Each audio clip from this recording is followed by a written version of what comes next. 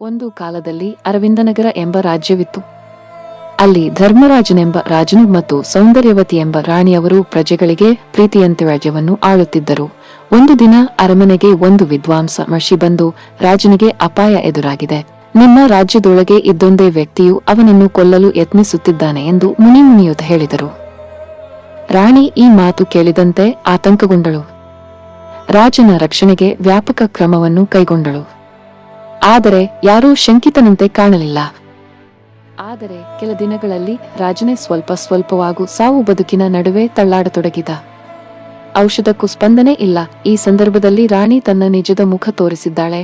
Twist: ಇದೆಲ್ಲವನ್ನೂ ರಚಿಸಿದ್ದವಳು ರಾಣಿಯೇ. ಏಕೆಂದರೆ ಈ ರಾಜನು ಆಕೆಯ ಅಣ್ಣನನ್ನು ಬಲವಂತದಿಂದ ಕೊಂದಿದ್ದನೆಂಬ ದ್ವೇಷವು ಆಕೆಯೊಳಗೆ ಎಳೆದಿದ್ದಿತು. ಆಕೆಯ ತಾಳ್ಮೆ ಇಳಿದು ಅವನು ಆಹಾರದಲ್ಲಿ ವಿಷ ಹಾಕಿಸಿಕೊಂಡಳು. ಆದರೆ ಕೊನೆಗೆ ರಾಜ ಕೊನೆಯುಸಿರೆಳೆಯುವಾಗ, ನಾನಿನ್ನಷ್ಟು